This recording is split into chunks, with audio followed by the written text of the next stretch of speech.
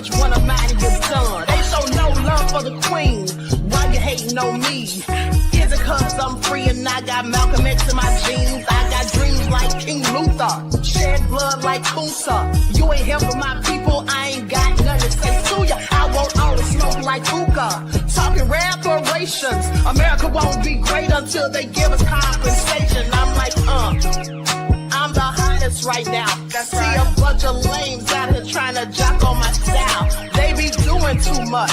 I'm the queen, it's too easy. It's like they all in Popeyes, how they be talking so greasy. I just sit back and laugh while these haters get madder. So nefarious how they don't want my pockets with cheddar. I tell them they can do better.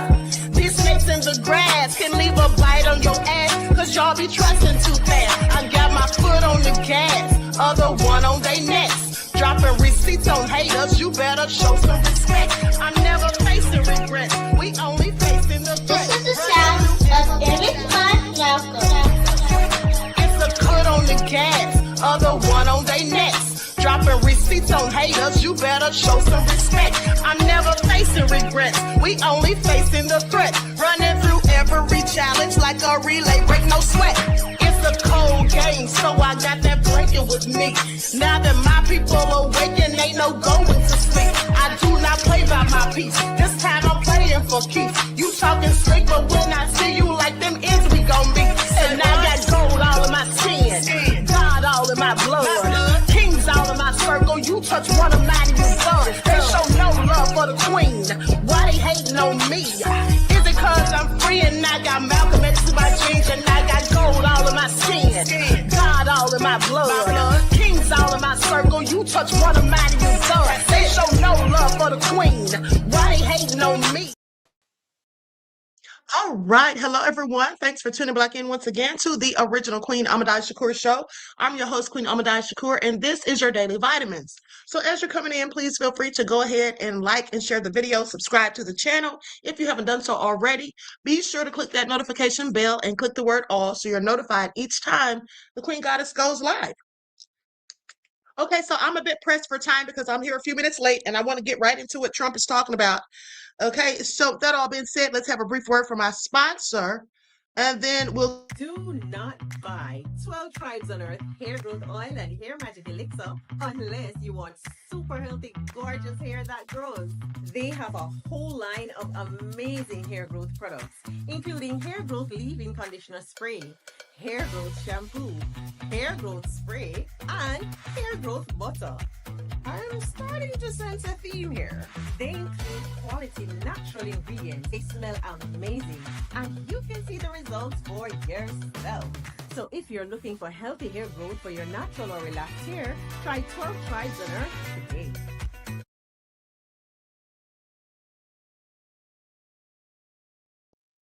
Okay, so don't forget you can purchase 12 Tribes hair oil at Etsy.com.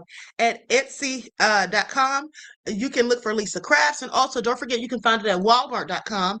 And don't forget that she sells beard oil. Okay, so shout out to everybody in the chat. I'm not going to get into everybody's names. We're going right to what the devil is talking about, okay? And then we're going to be talking about some more nefarious things later. So hit that like button, like and share. Thank you in advance. Let's get into it. Shout out to everyone in the chat, and a shout out to my moderators because y'all be putting in work. Okay, here we go. I'm going to share the screen.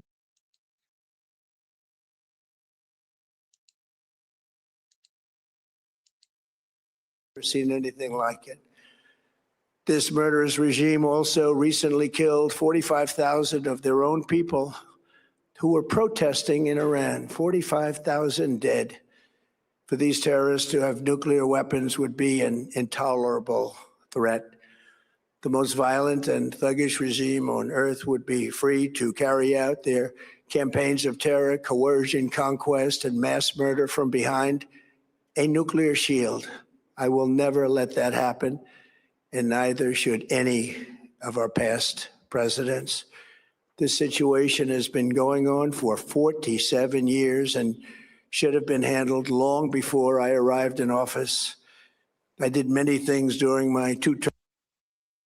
Let me just stop right there for a second. First of all, he's lying. They did not kill all those thousands of people. Second of all, Keck's Brett said it was 30,000. Now he said it's 45,000. He initially himself was saying it's 30. So he's added 15 more thousand. Please pay attention. But also, he said this has been going on for 47 years. What has been going on for 47 years? If Iran, that is, if they didn't nuke the United States after they shot that flight out of the sky, July the 3rd of 1979, if they didn't do it then, when were they going to do it? These people were never going to do it. He's such a liar. And talking about thugs, that's exactly what he and his nefarious administration are.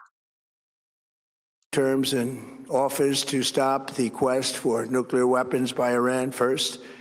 And perhaps most importantly, I killed General Qasem Soleimani in my first term. He was an evil genius, brilliant person, a horrible human being, however, the father of the roadside bomb.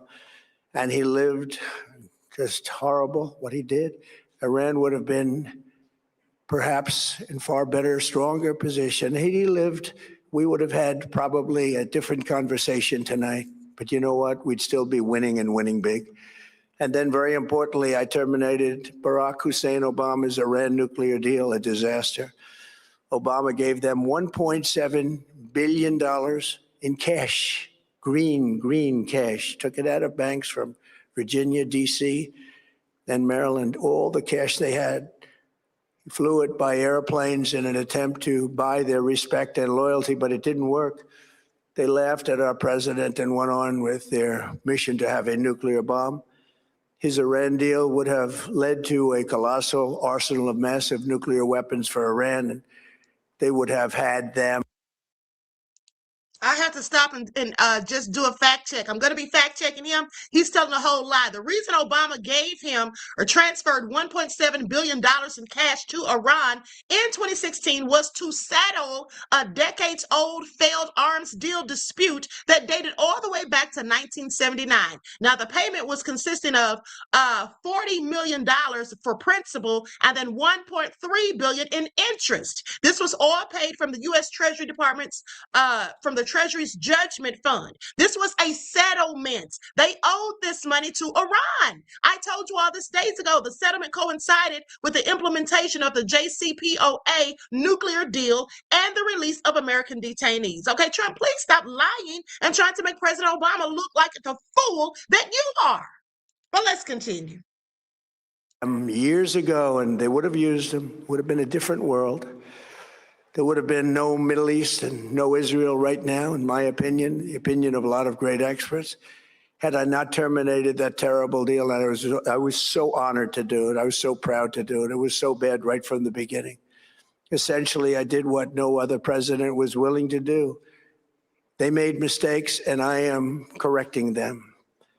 My first preference was always the path of diplomacy, yet the regime continued their relentless quest for nuclear weapons and rejected every attempt at an agreement. For this reason, in June, I ordered a strike on Iran's key nuclear facilities, an Operation Midnight Hammer. Nobody's ever seen anything like it. Those beautiful B-2 bombers performed magnificently. We totally obliterated those nuclear. Okay, Nene said he gave $40 billion to farmers in Argentina. Yes, and thanks to him, China is now getting their soybean crops from Argentina rather than from our farmers because of his tariffs. And another thing is, Argentina is so racist and hateful. That's why they don't have any problem with Bibi's people fleeing there. Okay, because they killed their African people after slavery ended there. Please pay attention. They murdered them. That's why that country's so white. Okay, they have an article about the disappearance of the Black community in Buenos Aires, Argentina from 1850 to 1890. That's a 40-year period when they were murdering them. But let's go ahead. Let's continue. Sites. The regime then sought to rebuild their nuclear program at a totally different location, making clear they had no intention of abandoning their pursuit of nuclear weapons.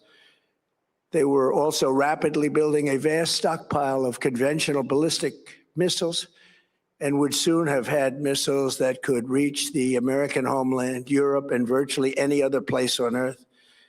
Iran's strategy was so obvious.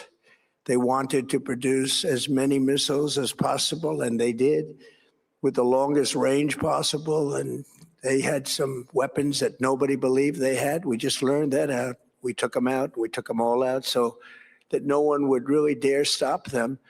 And their race for a nuclear bomb, a nuclear weapon like nobody's ever seen before. They were right at the doorstep. For years, everyone has said that Iran cannot have nuclear weapons. But in the end, those are just words if you're not willing. Now, you all, this is we're watching this on AP's news channel, but I want you all to pay attention because I can see their chat. And as I'm reading the chat, the people are going in on him, just calling him a liar and all of that. Okay, please pay attention. Queen Huey said Argentina said no to reparations. Of course they did. They hate Black people over there. They're absolutely racist, just like Bibi. Okay, and Trump. To take action when the time comes. As I stated in my announcement of Operation Epic Fury, our objectives are very simple and clear. We are systematically dismantling the regime's ability to threaten America or project power outside of their borders. That means eliminating Iran's Navy, which is now absolutely destroyed, hurting their Air Force and their missile program at levels never seen before, and annihilating their defense industrial base. We've done all of it. Their Navy is gone. Their Air Force is gone. Their missiles are just about used up or beaten. Taken together, these actions will cripple Iran military, crush their ability to support terrorist proxies, and deny them the ability to build a nuclear bomb. Our armed forces have been extraordinary. There's never been anything like it militarily. Everyone is talking about it, and tonight I'm pleased to say that these core strategic objectives are nearing completion. As we celebrate this progress, we think especially of the 13 American warriors who have laid down their lives in this fight to prevent our children from ever having to face a nuclear Iran. Twice this past month, I've traveled to Dover Air Force Base. So you mean to tell me all of these bases that got obliterated, okay, as he would call it, by Iran, and we only have 13 dead soldiers? Please stop the lies. Just stop. And it's been something. I wanted to be with those heroes as they return to American soil, and I was with them and their families, their parents, their wives, their husbands. We salute them, and now we must honor them by completing the mission for which they gave their lives. And every single one of the people, their loved ones said, please, sir, please finish the job. Every one of them. And we are going to finish it. Chatbots talk. Base 44 super agents work. Set up in seconds and ready to go. Want to know what you're... In the Middle East, Israel, Saudi Arabia, Qatar, the UAE, Kuwait, and Bahrain.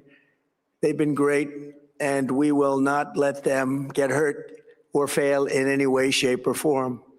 Many Americans have been concerned to see the recent rise in gasoline prices here at home. This short-term increase has been entirely the result of the Iranian regime launching deranged terror attacks against commercial oil tankers in neighboring countries that have nothing to do with the conflict.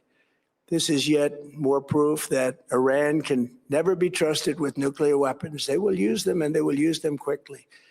It would lead to decades of extortion, economic pain, and instability worse than we can ever imagine.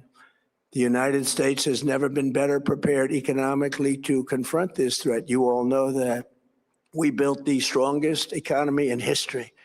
We're going through it right now, the strongest in history. In 1 year, we've taken a dead and crippled country. I hate to say that, but we were a dead and crippled country after the last administration and made it the hottest country anywhere in the world by far, with no inflation, record-setting investments coming into the United States, over $18 trillion.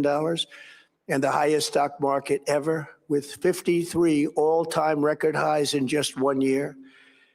It all positioned us to get rid of a cancer that has long simmered. It's known as the nuclear Iran, and they didn't know what was coming. They've never imagined it. Remember, because of our drill baby drill program, America has plenty of gas. We have so much gas.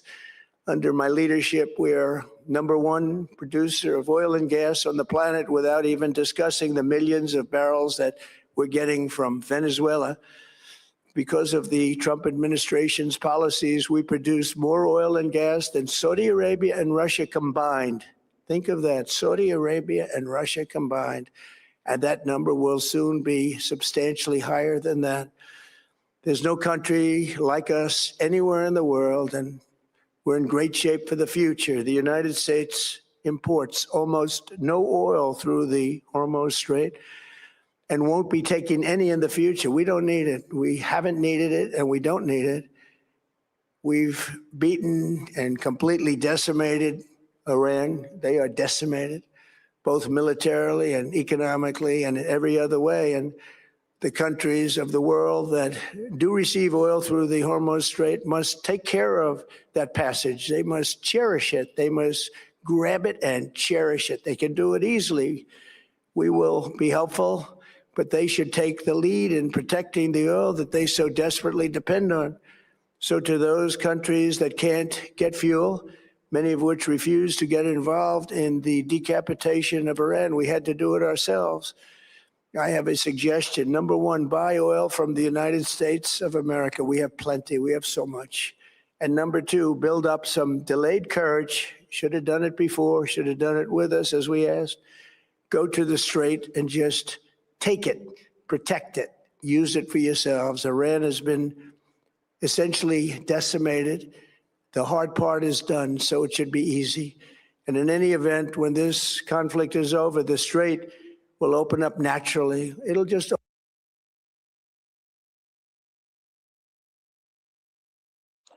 First of all, if it was so easy, why hasn't he done it? Why hasn't he had our soldiers go over and just take it over?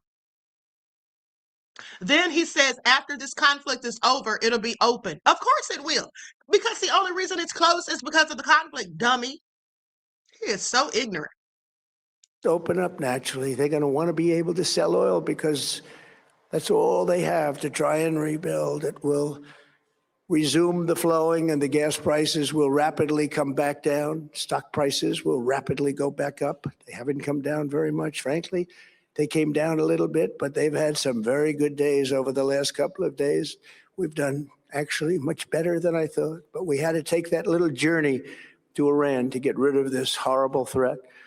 With our historic tax cuts, where people are just now talking about receiving larger refunds than they ever thought possible, they are getting so much more money than they thought. That's from the great big beautiful bill. Our economy is strong and improving by the day, and it will soon be roaring back like never before. It will top the levels that it was a month ago. I've made clear from the beginning of Operation Epic Fury that we will continue until our objectives are fully achieved. Thanks to the progress we've made, I can say tonight that we are on track to complete all of America's military objectives shortly, very shortly. We're going to hit them extremely hard over the next 2 to 3 weeks. We're going to bring them back to the Stone Ages where they belong. In the meantime, discussions are ongoing. Regime change was not our goal. We never said regime change, but regime change has occurred because of all of their original leaders' death. They're all dead. The new group is less radical and much more reasonable. Yet if during this period of time no deal is made, we have our eyes on key targets. If there is no deal, we are going to hit each and every one of their electric generating plants very hard and probably simultaneously. We have not hit their oil, even though that's the easiest target of all, because it would not give them even a small chance of survival or rebuilding. But we could hit it, and it would be gone, and there's not a thing they could do about it. They have no anti-aircraft equipment. Their radar is 100% annihilated. We are unstoppable as a military force. The nuclear sites that we obliterated with the B-2 bombers have been hit so hard that it would take months to get near the nuclear dust, and we have it under intense satellite surveillance and control. If we see them make a move, even a move for it, we'll hit them with missiles very hard again. We have all the cards, they have none. It's very important that we keep this conflict in perspective. American involvement in World War I lasted 1 year, 7 months, and 5 days. World War II lasted for 3 years, 8 months, and 25 days. The Korean War lasted for 3 years, 1 month, and 2 days. The Vietnam War lasted for 19 years, 5 months, and 29 days. Iraq went on for 8 years, 8 months, and 28 days. We are in this military operation, so powerful, so brilliant, against one of the most powerful countries for 32 days. And the country has been eviscerated and essentially is really no longer a threat. They were the bully of the Middle East, but they're the bully no longer. This is a true investment in your... The bully of the Middle East is Satan Yahoo and the IDF. Okay, he is so full of it. Your children and your grandchildren's future. The whole world is watching, and they can't leave the power, strength, and brilliance. They just can't believe what they're seeing. They leave it to your imagination, but they can't believe what they're seeing, the brilliance of the United States military. Tonight, every American can look forward to a day when we are finally free from the wickedness of Iranian aggression and the specter of nuclear blackmail. Because of the actions we have taken, we are on the cusp of ending Iran's sinister threat to America and the world. And I'll tell you, the world is watching. And when we do, when it's all over, the United States will be safer, stronger, more prosperous, and greater than it has ever been before. May God bless the men and women of the United States Armed Forces, and may God bless the United States of America. Thank you very much, and good night.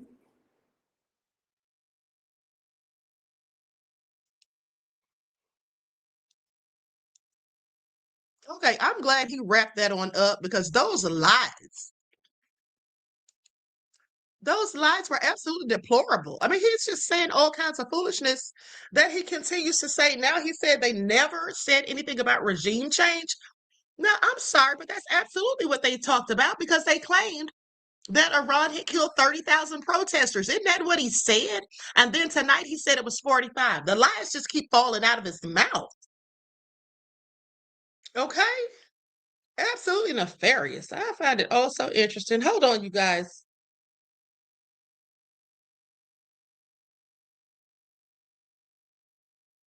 Remember I told you all about Pete Hegseth's crimes? Or not going to say his crimes, but his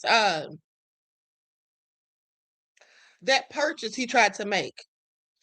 Hold on. Let me see if I can find this video. There was a guy, he had all of the information on it. Darn it, I meant to send his video.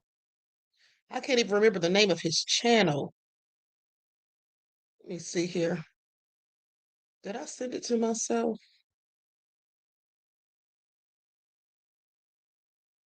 Shoot. Okay, I'm going to try to find that tonight so I can show it to you all in the morning because he had all of the information on Keg's breath. Okay? He had all of the information. I may have sent it to my other email. Let me just check real quick. But we're going to get into this because here's the thing. There are so many of these cases that I keep coming across. Now, remember, I told you all about Francis Sheldon, who had an island. Okay? And then there was Rattlesnake Island. There are so many of these people who had these islands like Epstein and who were doing nefarious things. Okay? And they always had politicians and even presidents involved. Now I see why they're called the Epstein class because it seems like this government has been corrupt for so long and doing all sorts of nefarious things. Okay, hold on. Let me go to this lady who was one of the Epstein victims. Oh, and by the way, televangelist Paula White just compared Trump to Jesus. Let's go to the clip. She compared him to Jesus. Now, I want you all to pay attention because what did I tell you all yesterday and today? Okay? They're comparing this man to Jesus, calling him the same names that we call Jesus, the Prince of Peace, the Chosen One, the Messiah. This is because he's the whole Antichrist. Okay, I'm really convinced. Okay, let's go to the footage. Like some, everyone, please. Don't forget to like and share it. Thank you in advance. Listen to this crazy woman. She's the same one that told everybody they need to donate 10% of their earnings to BB's people. Please. And Mr. President, no one has paid the price like you have paid the price. It almost cost you your life. You were betrayed and arrested and falsely accused. It's a familiar pattern that our Lord and Savior showed us. But it didn't end there for him, and it didn't end there for you. God always had a plan. On the third day, he rose, he defeated evil, he conquered death, hell, and the grave. And because he rose, we all know that we can rise. And sir, because of his resurrection, you rose up. Because he was victorious, you were victorious. And I believe that the Lord said to tell you this. Because of his victory, you will be victorious in all you put your hand to. Amen.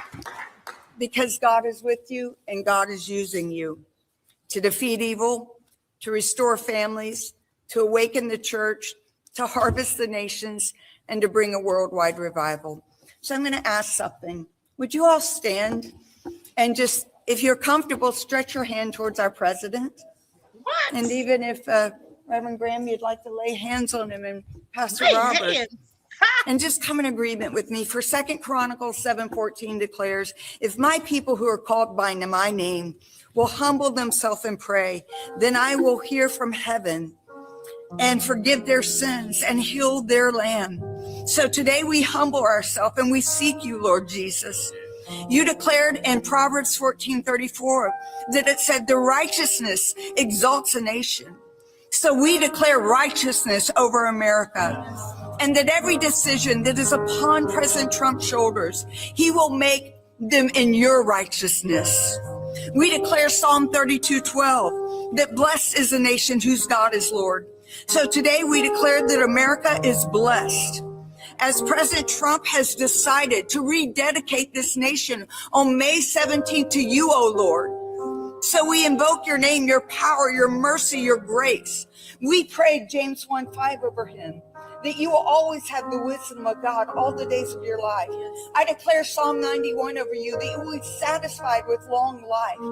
I declared that everything you touch, you will have the favor of God.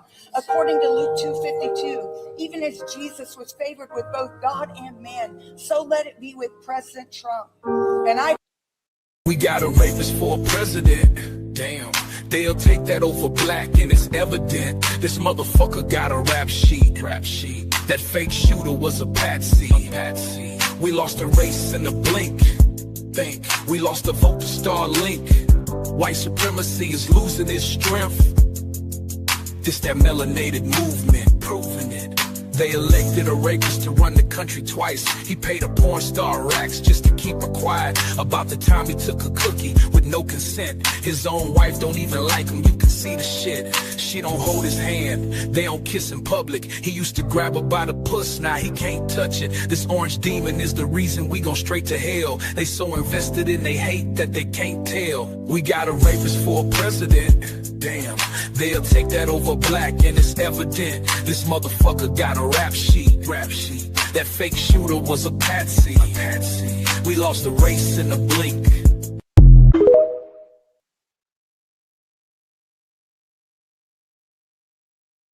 Okay, that's how I feel about that.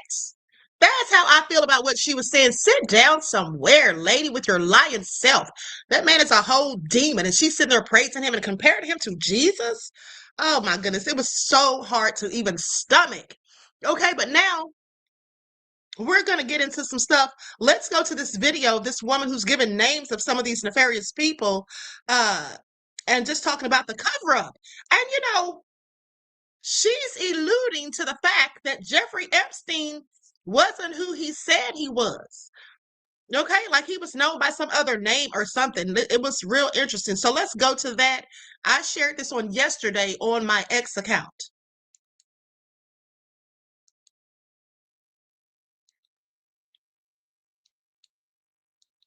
We never called him Jeffrey. We never called him Mr. Epstein. And this is what I want to show you. It's wrong, too. Look, this is in the files. See him? That's who you guys think is Jeffrey Epstein. I'm going to say it again. That's who you guys think is Jeffrey Epstein. I mean, it is. But that's who you guys think is the boss of those islands, owns or runs those islands. No. This is the real Jeffrey Epstein.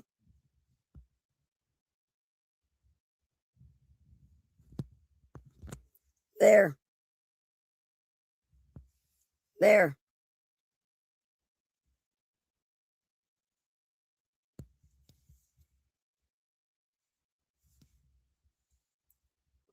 We saw him there. We had to call him Mary in Chief.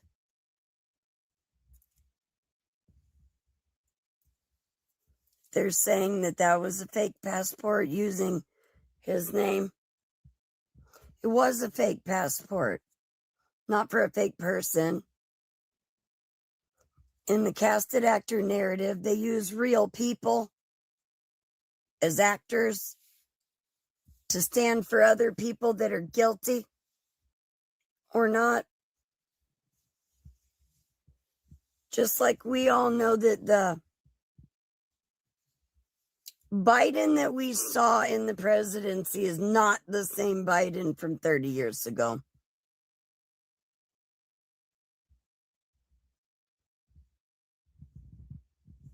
Why do billionaires flock to Palm Beach? Specifically Broward County. Why is Marius Fortelny in the same county as John Walsh? Did anybody else know that? Well, Marion Fortelny is a giant billionaire real estate developer. I mean, Jeffrey Epstein. Shit. This man owns a lot of private islands off the coast of Florida and New York.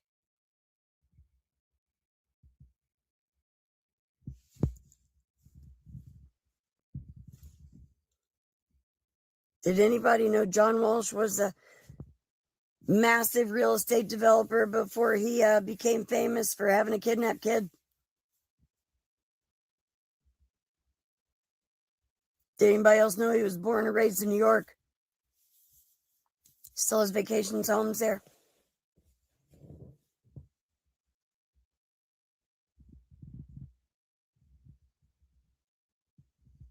You're welcome. Welcome to the casted actor. It ain't a show anymore.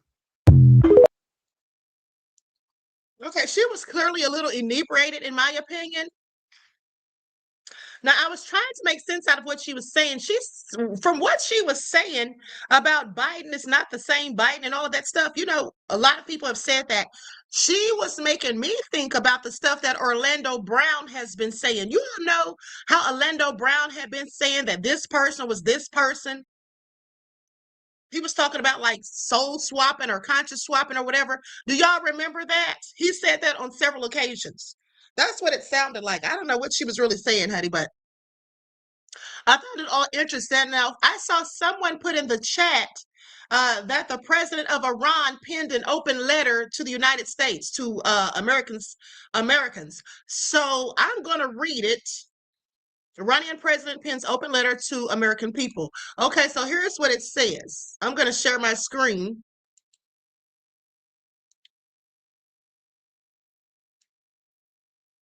Okay, I'm going to share my screen. Then we're going to get into this guy named Craig Spence, who had this call boy service going on with all these politicians and people involved. It was all crazy. Okay, so Iranian President Mossad Pezeshkian has penned an open letter to the American public, and in which he appealed to them to look beyond what he characterized as the machinery of misinformation. Okay, amid the U.S.-Israeli war with his country. Yes, it's all just lies. He says portraying Iran as a threat is neither consistent with historical reality nor with present day observable facts. Such a perception is the product of political and economic whims of the powerful. The need to manufacture an enemy in order to justify pressure, maintain military dominance, sustain the arms industry, and control strategic markets. In such an environment, if a threat does not exist, it is invented. Absolutely true. Pezeshkian's open letter, which he shared on X on Wednesday afternoon, comes a little over a month after the U.S. and Israel launched the initial military strikes on Iran that began the war. Now, President Donald Trump is expected to share an update on the conflict in a speech to the American public, which we just heard, all lies. That's all it was. Just nothing but lies. Now, earlier Wednesday, Trump claimed in a Truth Social post that Iran's new regime president has requested a ceasefire. Thought he said he didn't know. Oh, no, he was talking about the supreme leader when he said he didn't know if he was alive or dead. Okay, so Iran's foreign ministry spokesperson said that Trump's assertion was false and baseless, okay, according to a report on Iranian state television. Now, Pezeshkian did not mention Trump's claim in his letter, but he said that the Iranian people harbor no enmity toward other nations, including the people of America. Okay, as well as Europe or neighboring countries. Now, despite its historical and geographical advantages at various times, Iran has never, in its modern history, chosen the path of aggression, expansion, colonialism, or domination. And this is all true. That's what I'm telling you. Trump said it's been going on for over 40 years. The only thing that's been going on for over 40 years is that Satan Yahoo has been lying on Iran, spreading lies and propaganda, trying to demonize and vilify them.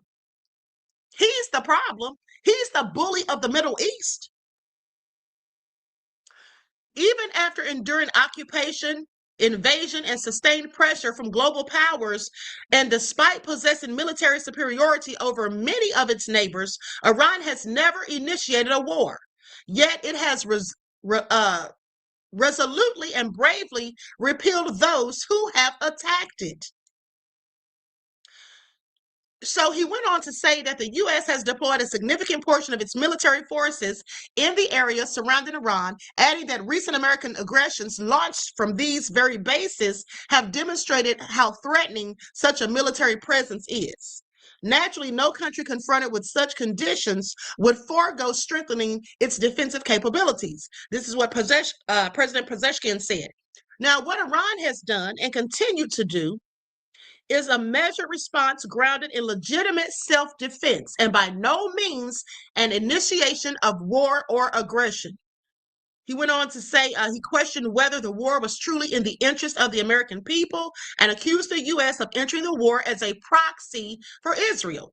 He alleged that Israel, by manufacturing an Iranian threat, seeks to divert global attention away from its crimes towards the Palestinians. That's it. Look the other way. Don't look over here. Look over there. That's exactly what they're doing. The same thing that Trump's doing in the case of the Epstein files. That's why he had no problem going along with Satan Yahoo to start this war, so everybody would stop focusing on Epstein, okay, and his connections and ties to him. But you're all going to find out something else interesting about Trump tonight. So is America first truly among the priorities of the U.S. government today? I invite you to look beyond the machinery of misinformation, an integral part of this aggression, and instead speak with those who have visited Iran. Observe the many accomplished Iranian immigrants educated in Iran who now teach and conduct research at the world's most prestigious universities or contribute to the most advanced technology firms in the West. Do these realities align with the distortions you're being told about Iran and its people? Absolutely not. Israel and the Trump administration have offered shifting and at times contradictory explanations for why they launched the war on Iran in the weeks since it began. But Trump and the administration officials have previously denied that the U.S. was pushed into the war by Israel. And both the U.S. and Israel have claimed that the strikes were defensive or preemptive, although neither has shared any evidence that Iran was preparing to attack them. Asked days after the initial strikes if Israeli leadership pulled the U.S. into the conflict, Trump stated that he decided to attack because he believed that Iran would otherwise do so first. Now, this is when they were already negotiating with him, mind you. So he didn't have any reason to think that they were going to strike. This is all lies. Now, based on the way the negotiation was going, I think they were going to attack first, is what Trump said. And I didn't want that to happen. So if anything, I might have forced Israel's hand. But Israel was ready and we were ready. That's what he said on March 3rd. Polls indicate that most Americans have disapproved of the war since the beginning and that it remains widely unpopular in the U.S. a month in, okay, despite the support of many Republicans. And that's because they're all stupid. Now, with that all being said, we're going to start seeing that a lot of things, beloveds, are about to start making sense. Okay?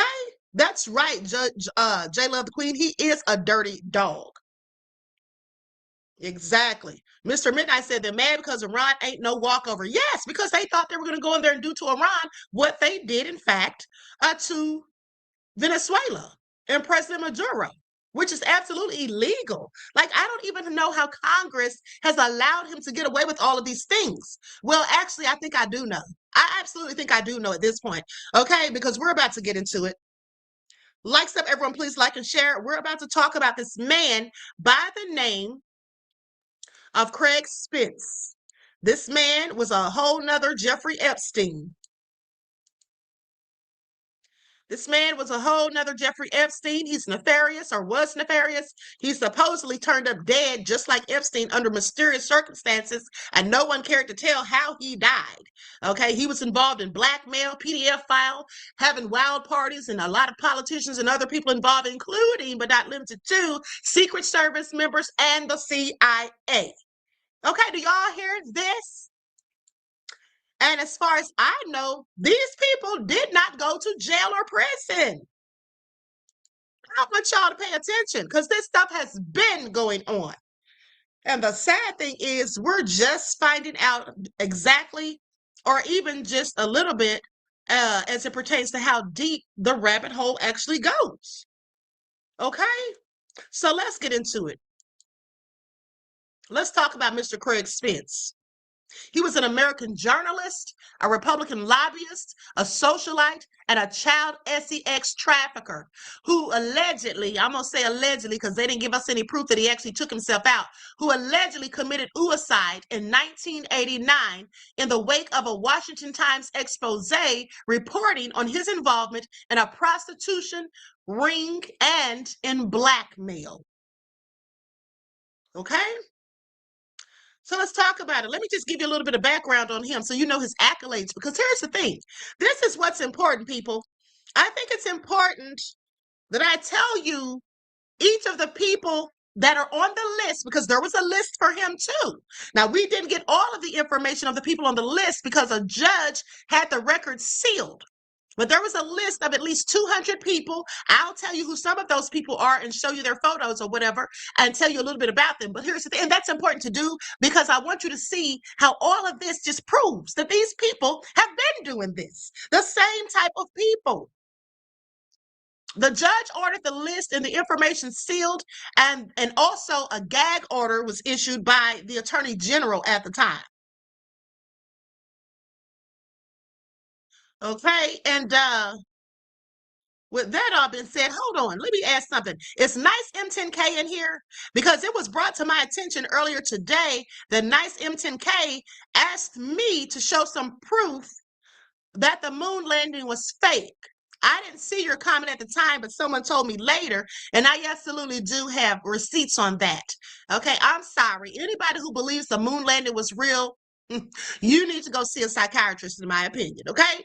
Because the evidence has been out there. It's all fake. And if they'd actually gone to the moon in 1969, we're in 2026.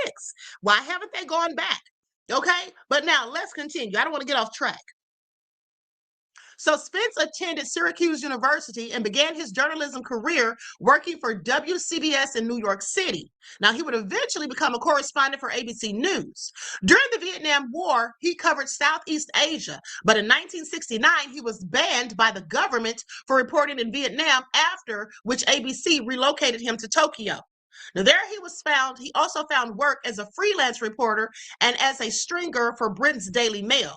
Spence spent about a decade in Tokyo, during which he made prominent connections. Okay, that's how he started getting all these ties and connections throughout the world, even in different countries and all of that.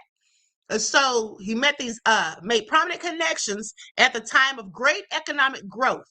Now, he began doing public relations consulting for the government-supported Japan External Trade Organization and Japanese corporations.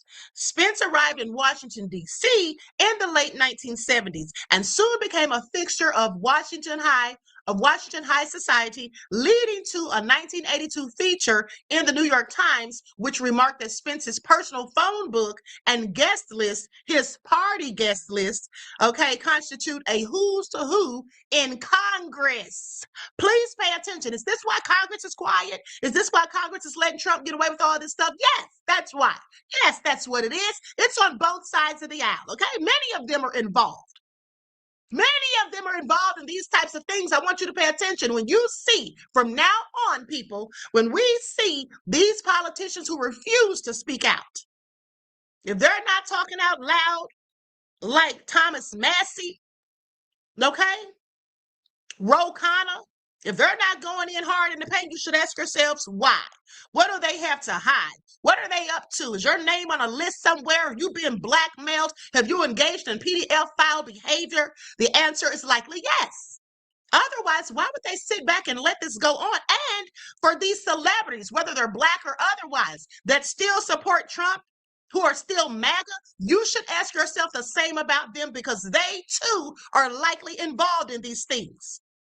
They too are likely involved in it, because otherwise, why would you support an accused R-worder, an accused PDF file? I know they know about the Epstein files. Okay? Please. Songwriter Sonny said the moon landing is real. They just aren't comfortable about how it really happened, with the dead bodies from previous attempts that would have traumatized society. We would never see the moon the same. Songwriter Sonny, please sit down. Okay, that's your opinion and you're entitled to it, but the moon landing was fake, period. Now, with that all being said, and like I said, I have receipts. Anybody who has receipts that it is real, please send them to me, because I haven't seen them anywhere. Okay, but I definitely have receipts that it's all fake. Please. Now, with that all being said, let's get into this prostitution ring that he had. So, in January of 1985, Spence registered with the U.S. State Department as a foreign agent for Japan and began lobbying for Japanese interests. Throughout the 80s, Spence built a reputation as an influential lobbyist who represented many Japanese concerns and established close friendships with a number of leading Japanese politicians, including Mutu Shina, considered by Tokyo analysts to be an inside favorite to replace scandal-plagued Sosuke Uno as prime minister. Now, Spence was close friends with journalist Liz Trotter. Let's put her up on the screen. Liz Trotter was also involved in the BS. She worked for Fox News. Okay, that's one of his cohorts, as far as I'm concerned. Now, goes on to say he was close friends with this lady, Liz Trotter, who worked extensively about Spence, or who wrote extensively about Spence in her memoirs. The two met in 1966 at Leonard Bernstein's home, and Bernstein, that's one of BB's people. And the two later found themselves working as war correspondents during the Vietnam War. Trotter later recalled the various personalities that she would see at his Washington, D.C. parties, including, let's get into it, Ted Koppel. Now, Ted Koppel is a very popular journalist. I remember as a kid seeing him on the news when my mother would watch the news. That's him, Ted Koppel. And I want you all to pay attention to how many journalists are involved in this. You see, that's why many things are not spoken about in the news, because even some of the journalists are involved in this stuff. Not just then, even right now. Okay, William Casey and Eric Severeid. Let's put them up on the screen. William Casey and Severeid. Hold on just a second. I got so many of their pictures on here. Here's Casey. And where is Severeid? Okay, I'll put him up in a minute. There were so many of them, I actually couldn't fit all of them in my queue. Now, with that all being said, Spence's name came to national prominence in the aftermath of June 29th of 1989, when a front page article in the Washington Times identified Spence as a major customer of an homosexual escort service, which had been raided in February and was under investigation by the Secret Service. Now, you know why that's interesting? Because the Secret Service, do you really think they were going in to investigate him? This man used the Secret Service as his bodyguard. This man used to have tours with these young boys that he was taking out, trafficking to these people. He would have these young boys doing tours at the White House. Okay, at the White House. Now, with that all being said, and the Secret Service was his bodyguards. They were moonlighting, some of the Secret Service, they were moonlighting as his bodyguards. Okay, so anyway, was supposedly under investigation by the Secret Service, the District of Columbia Police, and the United States Attorney's Office for suspected credit card fraud. Now, the ring was being operated by a man named Henry Vinson, who had been using a funeral parlor to launder the money being made. Clients included key officials of the Reagan and Bush administrations. Now, don't forget that George H.W. Bush was mentioned in the Epstein files. George Bush Sr. And that's also the same Bush that they're talking about here. Okay?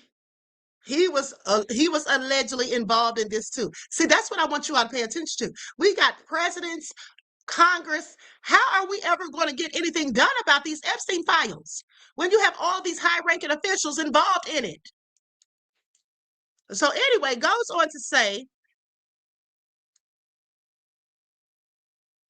clients included key officials in the Reagan and Bush administrations, and Spence was mentioned by name. The newspaper said he spent as much as $20,000 a month on the service. He must have been a real freak. Okay, Spence had also been linked to a White House guard named Reginald DeGouldre, who allowed Spence and his best friends, listen to this, to take late-night White House tours. And that's when they were bringing those boys in, these young boys, okay? Among the guests in Spence's midnight tours of the White House were two male prostitutes. A White House probe regarding the tours led the Secret Service to furlough these guards, but it was also publicly stated that the first family's security was never threatened, and it was explained that security guards were allowed to give private tours. Now, President George H.W. Bush was made aware of the scandal. Yeah, because he was in it. Please. A follow-up article featured reports from Spence's friends and guests indicating that Spence's home was wired up with extensive surveillance equipment for blackmail. Please pay attention, just like Epstein. And that he would attempt to entice guests into sexual encounters with prostitutes to use as blackmail. One male soldier reported that he had been enticed into the encounter with a friend or with a female prostitute by Spence, who then used photos of the tryst in order to blackmail him into beating up a couple of guys. Now, when the soldier afterwards refused to have sex with Spence, Spence showed pictures to the soldier's wife, leading to their separation. Now, isn't that low down? So Spence entered a downward spiral in the wake of the expose, increasingly involving himself with call boys and crack. He disappeared briefly, evading government agents who wanted to subpoena him to testify about the Vinson prostitution ring. Spence made headlines again after his arrest on July the 31st of 1989 at the Barbizon Hotel on East 63rd Street in Manhattan for criminal possession of a firearm and criminal possession of Coca-Cola, and not the kind you drink. In August of 1989, during an 8-hour interview with the Washington Times, Spence denied that DeGoldre alone had cleared the White House tours and explained that the guard had only served as a guide. The reporters, Michael Hedges and Jerry Sepper, would write that Mr. Spence hinted the tours were arranged by top-level persons, including Donald Gregg, National Security Advisor to Bush, then Vice President. Okay, at the time the tours were given. Now, when pressed to identify who it was who got him inside the White House, Spence asked, who was it who got long-term CIA operative Felix Rodriguez in to see Bush? That's what he did. He deflected and asked them a question, indicating that he was alluding to Gregg. Gregg himself dismissed the allegation as absolute bull. It disturbs me that he can reach a slimy hand out of the sewer to grab me by the ankle like this, he told reporters. The allegations are totally false. Now, during the same interview, Spence claimed that the surveillance equipment at his home had been set up by friendly intelligence agents. Rumors of Craig's lies to the CIA dated back to to his Vietnam correspondence days, and the CIA they also speculated to be one of the sources of his wealth by his acquaintances. Now, so the CIA was supposedly involved in this. So, with that all being said, let's talk about his death. They say on November the 10th of 1989, Spence was found dead and barricaded in room 429 of the Boston Ritz-Carlton, the city's most expensive hotel. He was dressed in a tuxedo and had $3 in his pocket. According to the police report, when found by hotel employees, he was attired in the style that he affected at his lavish dinner parties: a black tux with a white shirt and a bow tie with white suspenders, black socks and shoes, with a telephone cradled by his ear and a Walkman headset containing a cassette tape of Mozart's A Little Night Music. Next to his body was a newspaper clipping about efforts to protect CIA agents from testifying before government agencies. His death would later be ruled as a self-deletion from ingesting alcohol and antidepressants. Found hidden in a false ceiling in the bathroom were 7 small packets of Xanax, a prescription anxiety substance, with 1 pill removed. In black felt tip marker he had written on a mirror of his room, it said, Chief, consider this my resignation, effective immediately. As you always said, you can't ask others to make a sacrifice if you're not ready to do the same. Life is duty. God bless America. As a postscript, he wrote, to the Ritz, please forgive this inconvenience. So during the lengthy August interview with Michael Hedges and Jerry Sepper, which had taken place at Liz Trotter's Manhattan apartment a few months prior to his death, Spence alluded to more intricate involvements, saying all this stuff you've uncovered, to be honest with you, is insignificant compared to other things I've done. But I'm not going to tell you those things, and somehow the world will carry on. Shortly before that, in a phone call with Trotter, during which she had urged Spence to turn himself in to the authorities who wanted him for questioning, he had also resorted that he wouldn't be able to solve the big thing. And he didn't say what that was. Okay, so I find it all interesting. So let's talk about some of these people. So again, this is Trotter, who was trying to convince him supposedly to turn himself in.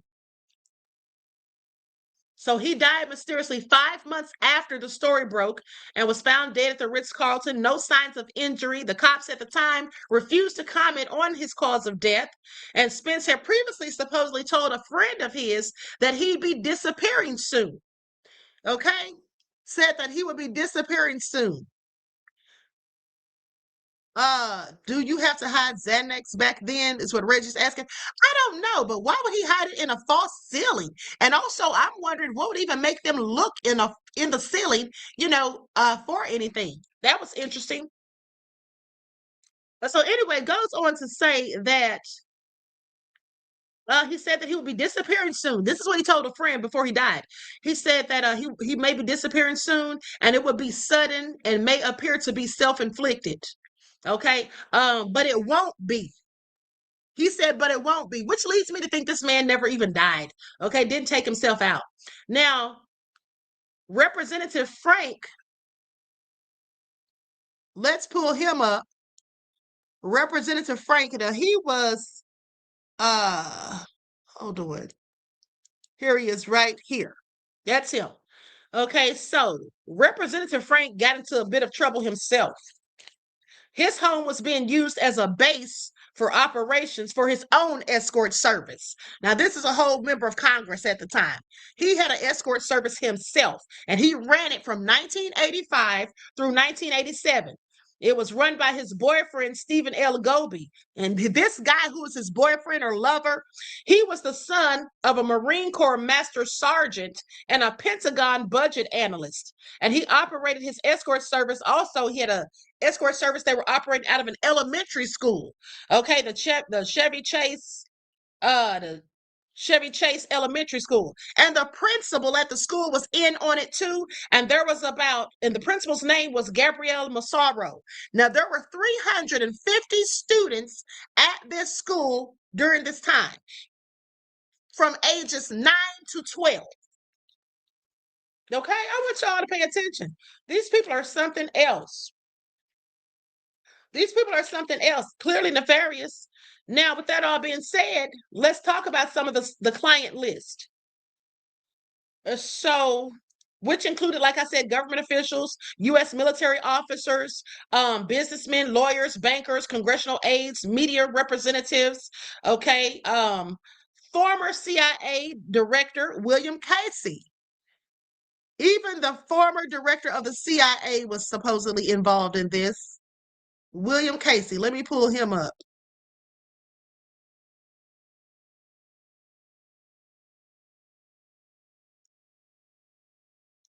Hold on, beloveds. Give me just a second.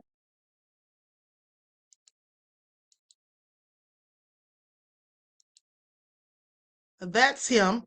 And then Deputy Director of Intelligence, Ray Steiner Klein. Now, just listen to these people's titles.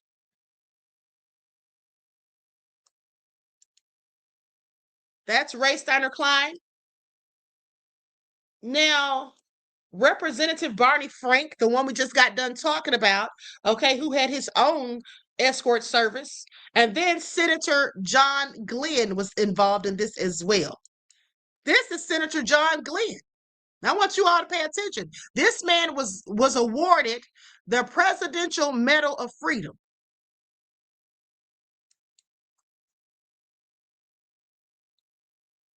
And then we have Alaska's Governor, Frank Murkowski.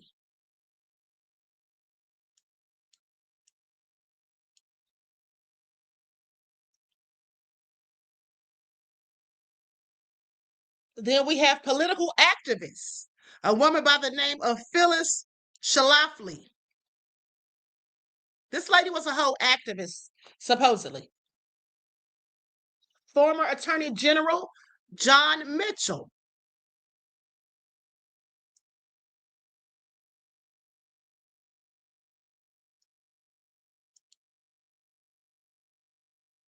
Journalist William Safire. Another one who was given a medal by George W. Bush. Okay, I want you all to pay attention. These people had so many high accolades. Can y'all believe this? These people had so many accolades.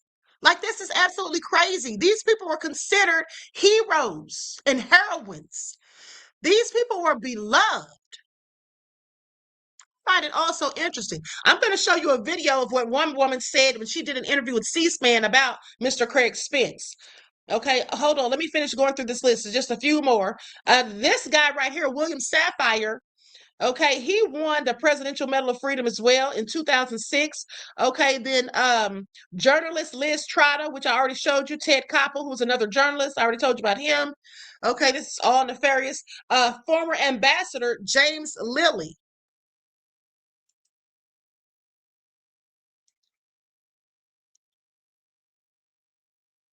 And there is, let me see if I can find this other guy's picture. I know I have it in my queue somewhere. Hold on. Okay, there it is. And we had at least two ambassadors. At least two ambassadors involved in this foolishness.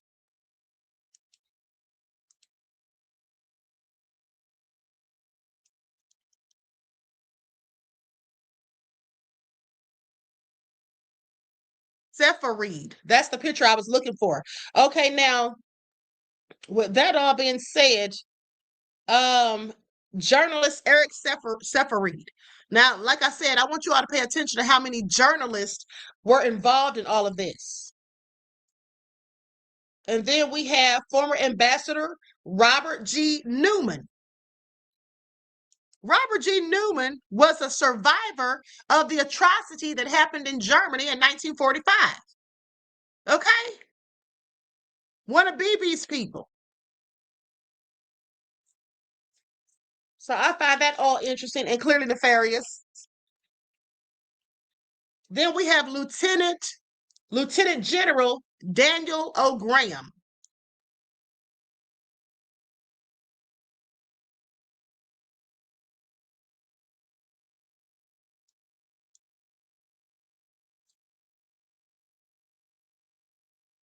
Then we had the actor Rock Hudson. Now, you all may remember actor Rock Hudson died from AIDS.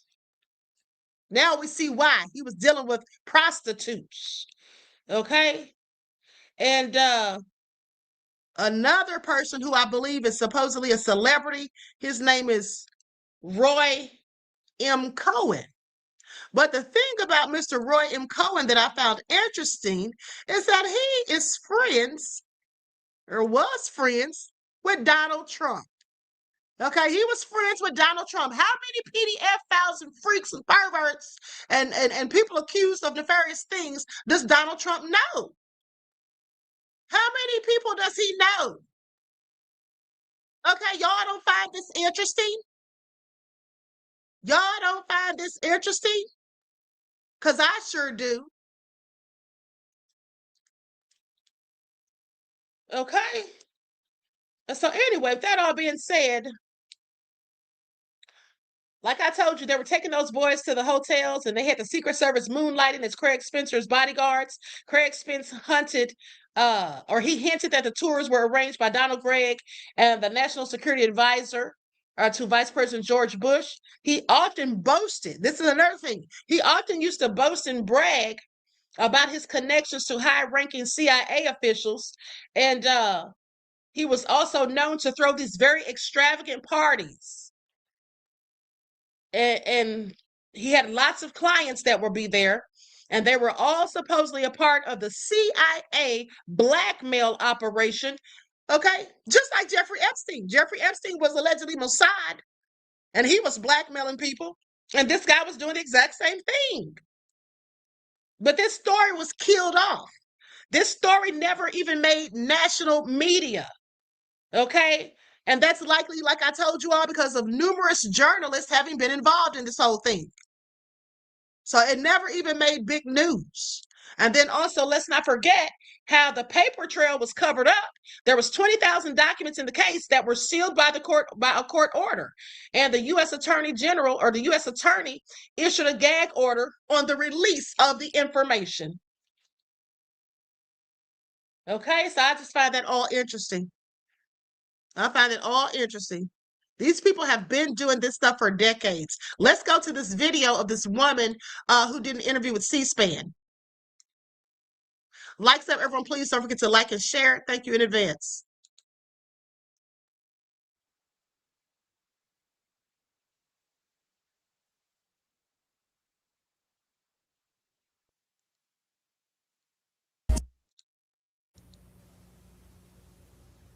Craig J. Spence.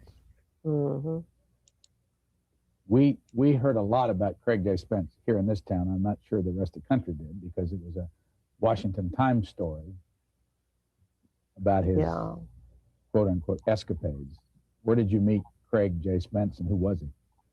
Craig J. Spence, when I met him in 1966, was a remarkable character. He was a young reporter for WCBS in New York City. And he was bright and funny and dapper. He affected the airs of a dandy at one moment and General MacArthur the next. He was very well read. He was cultured. He was just the most entertaining character. Lots of friends, lots of, things were always happening. Very vivid character, lots of energy. We met, as a matter of fact, in Leonard Bernstein's apartment. His wife, Felicia Montenegro, at the time, was making anti-war Christmas cards, which sounds silly now, of course, but people went to great lengths to be against the war in those days. It was a kind of harmless escapade. And we were there covering it. And of course, we were jockeying for position to interview everybody. And he and I tangled immediately and started shouting at each other. And he said, "I will desist because I'm a gentleman and not because you are a lady." I thought that was a rather remarkable line. I think I burst out laughing. We were very, very good friends. He was a wonderful character, maybe one of my closest friends in the world. He went to Vietnam. I worked alongside him in Vietnam a lot. He then went to Tokyo. Who did he work for in Vietnam? He worked for a couple of people. He worked for NBC Radio at one point. He worked for ABC Television. He worked for WCBS. He was kind of drifting around. He was the kind of person that was either your friend or your enemy. There wasn't much room for an in-between. He made a lot of money. He caught on to the upward curve of the rise of Japan very early. He smelled it before anybody did. Went there, learned a lot of the language, although he wasn't fluent. Got to identify who the movers and shakers were, how it worked, made a lot of friends, and became a lobbyist for the Japanese government here in Washington, D.C.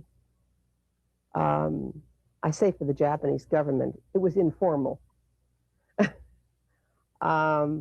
Worked directly for a member of the Dai. That's correct. Bought his house, actually bought a house here in Kalorama with money from that source. Gave seminars here, invited all the movers and shakers. I mean, you name it, they've been to Craig Spence's seminars or to his dinner parties or his cocktail parties. Became the subject of newspaper features, such as profile in the New York Times. He was one of the rainmakers. But all the while, at least with me, kind of privately saying, "Can you believe this? I'm actually pulling this off." We'd giggle about it, and I was off, being the correspondent and running around, and whenever I had a time, I would come here, of course, and see him, and there'd be a big party. What kind of people came to his parties? Oh, well, the parties that I went to were parties where his friends, Ted Koppel, Eric Severide, Professor Richard Gordon from Georgetown, conservative think tank people, AEI people. Casey was at one party. It's a long list. I mean, I believe George Bush was also at his house. I'm not 100% sure, but I'm about 90% sure. Quite an array of people. And he really seemed to give parties for a living, but what he was doing was introducing and sort of constructing a matrix of people and influence. And within that, he was operating. And so were the Japanese. He was a good example, I think, as to how so many Japanese were able to get a foothold here, see how it worked, see how this town worked.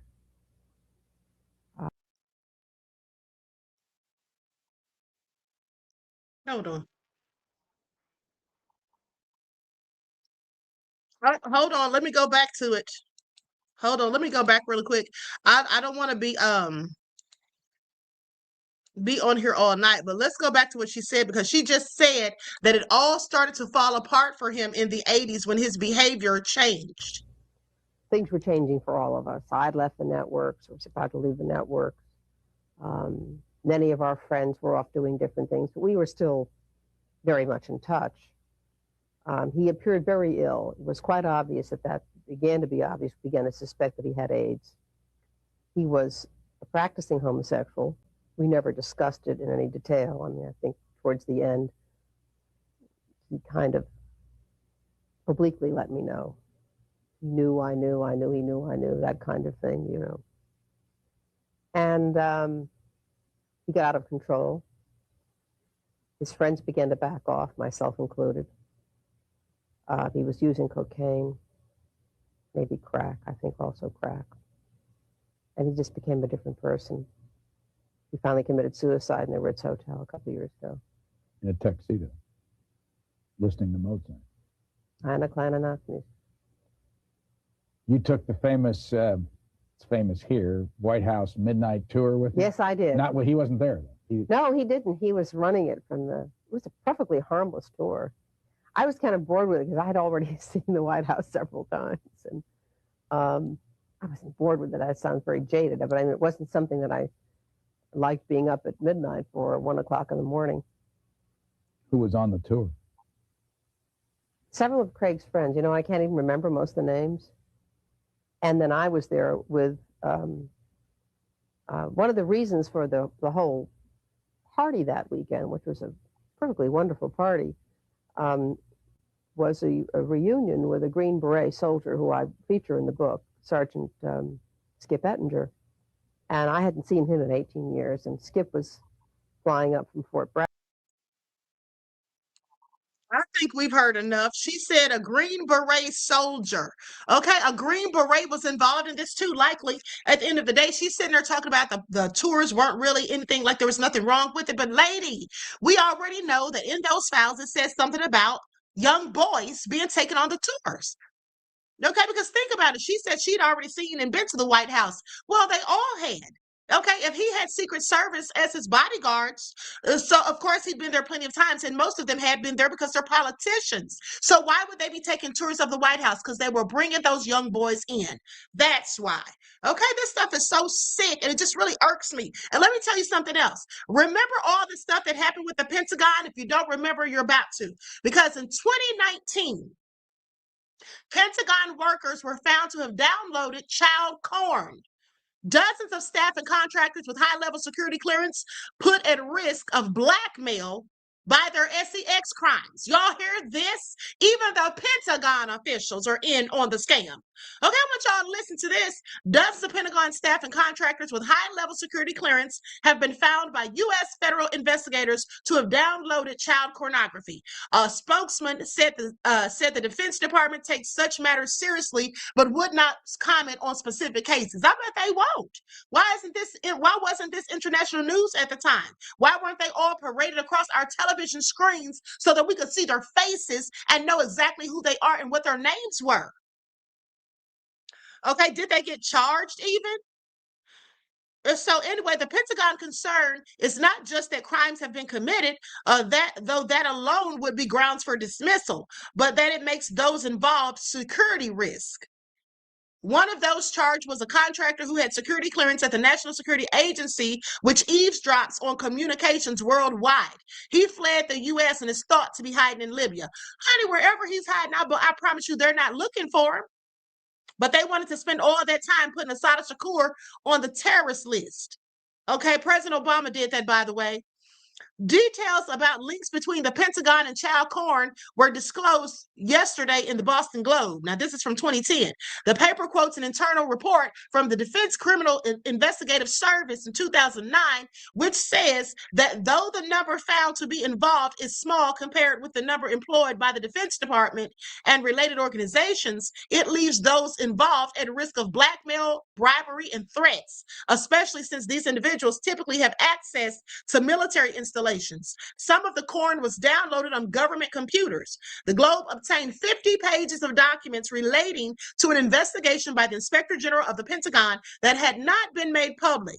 At least 30 cases have been investigated. One case involved a national security official who possessed 8,400 pictures and 200 films and was sentenced to 5 years in prison.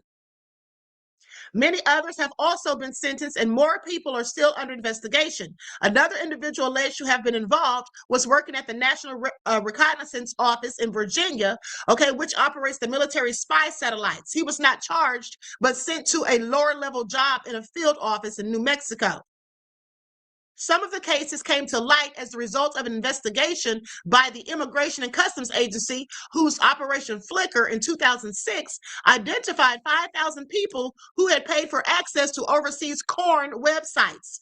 Among the 5,000 were a contractor at a weapons testing base in California and another at a naval air warfare center in the same state. Illustrating the problems of bringing cases to court, a manager at an advanced secret weapons center was found to have images on his computer that appeared pornographic, and it could not be estimated or established that the children had been abused. What? The fact that they had these children in these type of pictures and images is enough.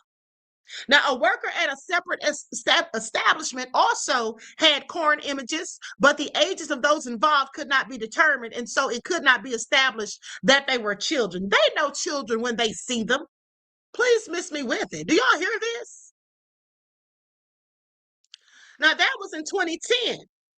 But then in January of 2016, Pentagon data on child sex crimes in the military doesn't show the full picture. I wonder why. Okay, and pay attention. Child sex crimes in the military. So even military officials. It talks about how Corporal Aaron C. Massa befriended a fellow Marine during field training in North Carolina. But behind his friend's back, Massa sexually abused his 3-year-old stepdaughter and then took sexually explicit photos of her and the Marine's baby girl.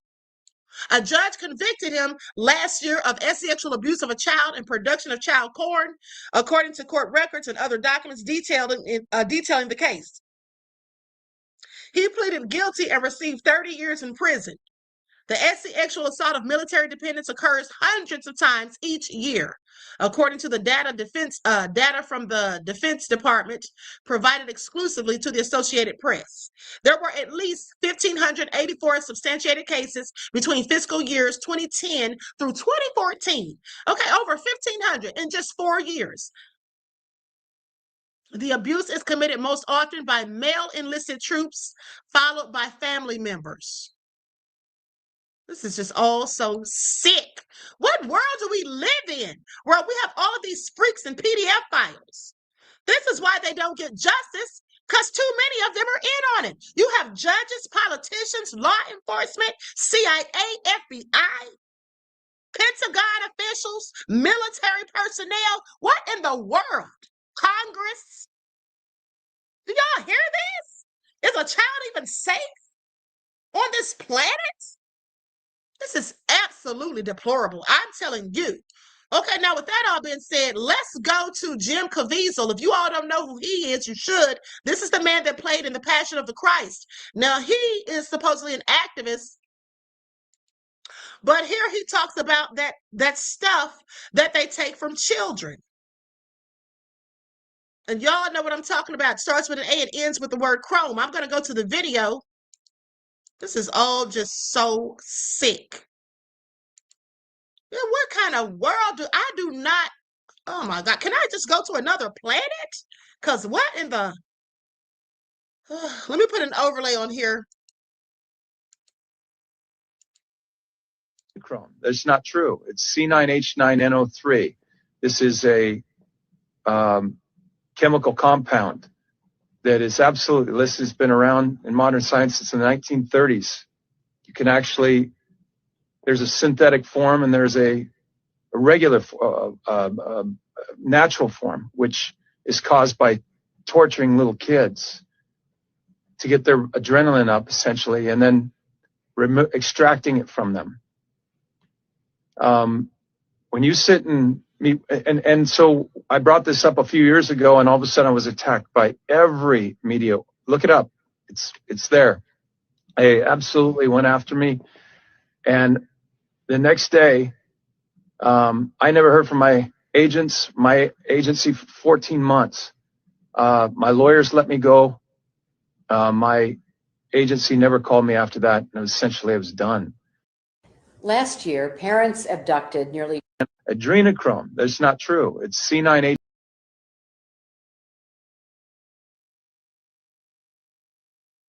That's a darn shame. Absolutely a shame. Now, that guy by the name of Barney Frank, who was a representative, so he was rebuked by the House, supposedly, July the 27th of 1990. There's a file on that that says he was formally reprimanded by the House for improperly helping a male prostitute who once shared his home. The House voted 408 to 18 for the reprimand suggested by its Committee on Standards of Official Conduct, which spent 10 months on the Frank case. And so they're going to talk about his nefarious things he was into. And he says for himself, he apologizes and says, I should have known better. Isn't that what they all say? I now do, but it's a little too late. And he also said, there was also an article where he talked about how, he was openly gay. He didn't have any problem admitting that he was gay, but he did not let them know that he was an atheist also until after he got out of office. Okay? He didn't let them know he was an atheist because he said it's harder to tell them that you're an atheist when you're in politics than to come out as gay. So that made a whole lot of sense to me because at the end of the day, these politicians love to act like they're such Christians. Okay, they love to act like they're such good people, like they're so holier than thou. Pete Kegg's breath for number one. Here's the article right here. Okay, 16 terms. 16 terms of doing all this dirt. I want y'all to pay attention. And these people got away with it. Like I said, okay, and maybe a couple of them got a few years in prison, but didn't really get any serious consequences at the end of the day. And there was one of them. I'm going to go to this podcast in a second where this guy's talking about some stuff they've done to kids. But hold on. There was I don't know what I did with, but there was a video that I had when one of them died, how they were just talking about him. Like, here it is right here. Just praising this man. He was a whole freak. Let me share my screen.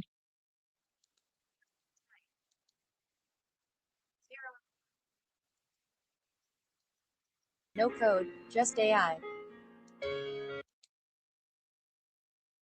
Some breaking news tonight. Former astronaut and Senator John Glenn has died. NBC Charlotte's Michelle Bowden is live at the breaking news desk for us. Michelle, he was really a national treasure. Yeah, he was, and certainly older people know he just meant a lot to so many people. Glenn became a national hero in 1962 when he became the first American to orbit the Earth. Within the last hour, officials announced that Glenn died at the James Cancer Hospital in Columbus, where he was being treated.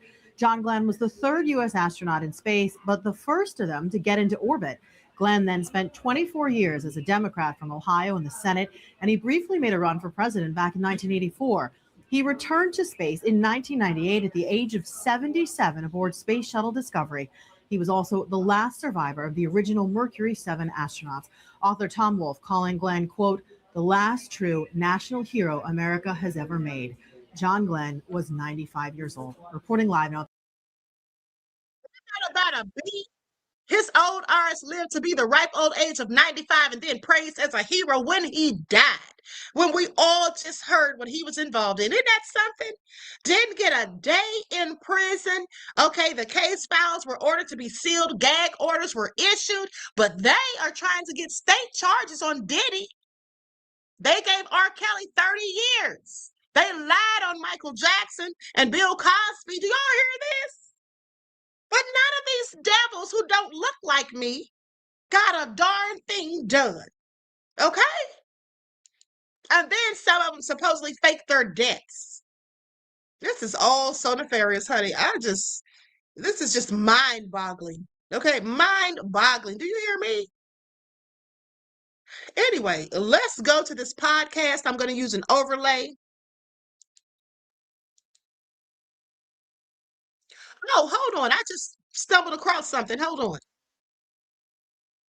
Pentagon child abuse scandal that they can't hide. Okay, is this more information on the Pentagon? Let's get into it. Somebody did a TikTok. Most disturbing scandals inside the American defense establishment is now public. Hundreds of Pentagon employees were found sharing child sexual abuse material on government computers. Now, this wasn't just one person slipping through a background check. This was a network operating inside one of the most secure buildings in the world, and it went on for far too long. How the hell does this happen under the Pentagon's resources and monitoring? Who knew? When did they know? And why were they not stopped? Every child represented in that material is a victim of people sworn to defend American values. This is a profound betrayal and cannot be swept under the rug with quiet resignations or internal memos. Full accountability, transparent investigations, and maximum penalties for those responsible. Comment below. What do you think? Should Pentagon employees convicted? Yeah, they should go to prison just like anybody else would. They're not special. This is all sick. These people are, oh my gosh, this is just absolutely deplorable.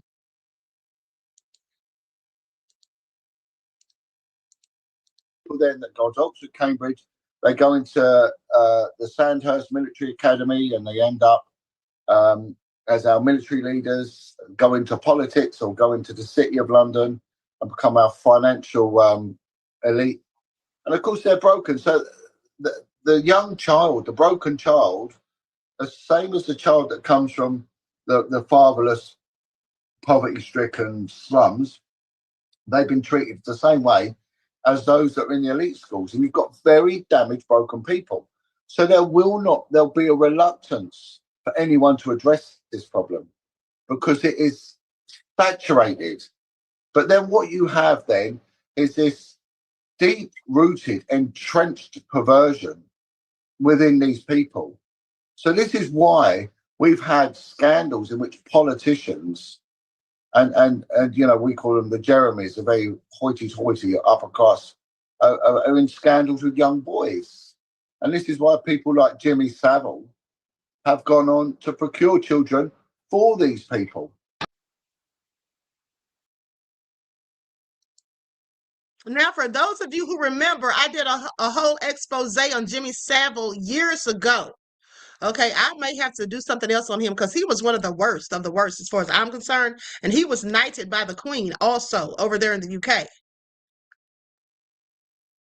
Supposedly buried in an unmarked grave, if I'm not mistaken.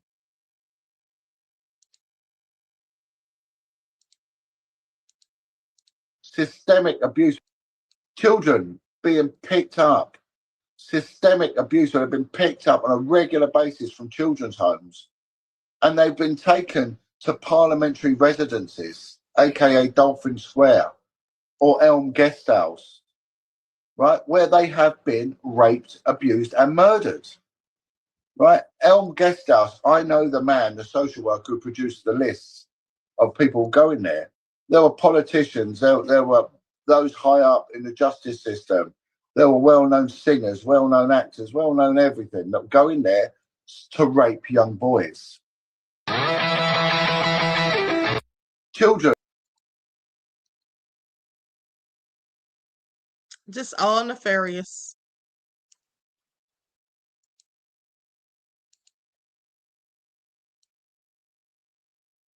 It is sick and demonic, Nene. It's just almost unbelievable. Work, and the film was broadcast in 1987. The book came out in 1990. The first technological revolution in child sexual abuse material had relatively recently happened, and that was the advent of the domestic camcorder and the domestic VHS player. Before that, paedophiles who wanted to record, as they do, their abusive children had to shoot it on film, you know, a stills camera or a home movie camera. They then had to have that processed. That raised the level of risk for them. Along comes the domestic camcorder and a VCR, and you can make it and copy it in your living room. That technology led to an explosion of new child sexual abuse material. Bear in mind, this is before the internet. Then the internet comes along. The World Wide Web only comes into existence in 1993. When that happens, it's easy to upload. And then along comes encryption. And then along comes, as you say, smartphones. Technology has been an enabler for pedophiles and for the trade in indecent images of children ever since we moved on from 16mm or 35mm film. And there has been a pattern, a steady pattern. Each new technological advance makes it easier for the offender, in some ways, and in some ways harder for law enforcement, though equally, with enough effort, it makes it easier because there is always a fingerprint. Okay, now let's get into the receipts about this fake arse moon landing. Okay, please sit down somewhere. Anyone who believes it's real. Okay, y'all have been hoodwinked and bamboozled. Sit down somewhere. And here's the thing. After Stanley Kubrick, the guy who made the movie Eyes Wide Shut, he's the one who filmed the fake moon landing. He actually came out and admitted it. And I have some more receipts about it too. Okay, for those of you who are cuckoo for Cocoa Puffs, all right, you're going to learn. Y'all going to learn today. Now, with that all being said, even after he came out and admitted that he's the one who filmed it, then after he died, some people had the nerve to come out and say, oh, he did film it, but the only reason he filmed it is because their filming of it was so messed up and was so bad, they wanted him to do another filming. Please sit down. Okay, please have several seats. It was fake. Okay, it was fake. And how do you know it was fake? Because Buzz Aldrin, who was one of the supposed astronauts who landed after Neil Armstrong, somebody asked him about it when he was like 80 years old, and they told him that it was fake, and he got so mad he swung at him, tried to hit them with his old behind self. 80-some years old, and you're up here trying to fight about the moon landing? That's how you know it's fake. Because the only time people get that mad and want to fight and throw down and throw hands is if they're caught in their lie. If the moon landing was real and somebody came up to him saying that it's fake, why would he get that angry? Because I sure wouldn't. But liars get mad as hell and want to fight when you expose the lie. That's why he got mad. But hold on, because I got receipts today. Where's M10K? And songwriter Sonny, don't leave now. Don't leave now. I got y'all's receipts that y'all asked for. So let's get into it.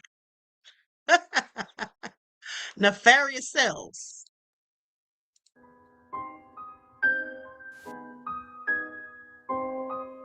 Hold on. This isn't the one I want. Hold on. That's not the one I want because I got plenty, but hold on. Let me just pull up another one.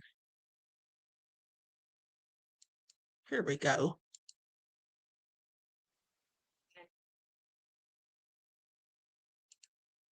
Now I want y'all to see how silly y'all look, even thinking this issue's real. Y'all look so ridiculous, okay? You look ridiculous. You're going to look even more ridiculous when you get a load of these receipts. When you get a load of these receipts, because I'm telling you, Stevie Wonder could see that this whole thing was fake and staged. I don't know how y'all even thought you could fall for it. Okay, who's that said that the queen is trolling? Then they said queen be trolling. Okay. That a crane was used is when the astronauts separate from the module and return to orbit for pickup. Look at this. The module separates and the astronauts gently lift back to orbit. And look how slowly it moves. Where's the rocket plume from the engine? What's allowing this to fly all the way to orbit? Why? If you watch the footage closely, it looks like the object is wobbling a little on cables or wires. No fire. By the way, who shot this footage? There was no camera remote control, but somehow the scene is framed perfectly. They're zooming in and out. The camera tracks the object up into the sky, but conveniently loses the object when it gets too high. But the camera does pan around the surface. Who's working the camera? Now, speaking of cables and wires, look at this footage. Does this look natural? Or does it look like he's being lifted by wires? Yeah, y'all got going on. It's over. Just ease your mind. Right, Lamb looks to be in pretty fine shape. About all we can see from here. Okay, and reference to your question on the This is the government. decal. They want us to believe I it's understand bullshit. that you had used up the content of the repressed O2 package, and at that time, instead of being Then there's this footage of Neil and Buzz putting up the American flag. But if they were both on the moon's surface, who's shooting the footage? And how is the flag waving if there's no atmosphere on the moon? Now, sure, we've been told that there was an aluminum tube holding up the flag, but it seems to be moving around a lot. Now, here's a picture of what an Apollo astronaut spacesuit looked like. But look at the soles of the shoes. They don't look anything like the footprints the astronauts supposedly made in the lunar dust. Giveaway. And what about the heat? The surface temperature on the moon during the day is over 250 degrees Fahrenheit. That's as hot as an oven. The film inside their cameras should have melted. But there are thousands of pictures that all came out perfectly fine. Well, fine, except for the whole wrong shadows, no stars, movie props, visible lights, and stuff being hoisted by cranes. Right, except for that. And there are plenty of photos that are flat out doctored. If you remember our episode on NASA's Mars cover-up, we proved that the photos of Mars were altered before being released to the public. This is a technique perfected during Apollo. The Apollo handheld cameras had special crosshairs on them called Rousseau marks.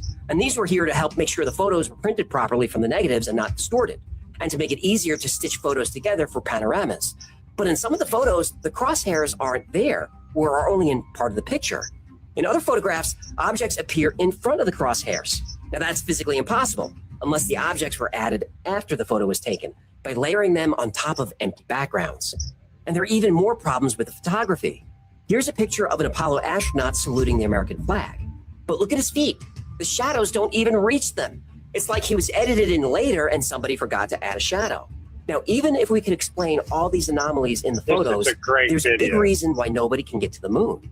A reason why human beings can't leave Earth at all, at least not yet. The reason is real and scientifically proven as fact. Radiation.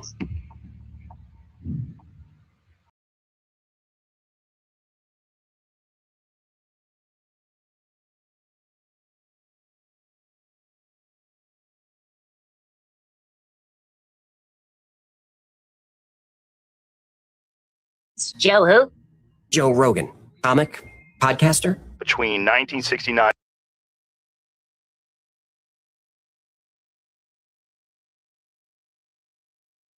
and in 1972, they had seven attempts, 6 of them successful. That was the only time in history that a human being has been more than 400 miles above the Earth's surface. Never heard of him. 400,000 people worked on the Apollo project. 600 million people watched the moon landing live. If this is a hoax, it's the greatest hoax in history. Bold claims require bold evidence. Is there evidence that the moon landing was faked? Lots of it.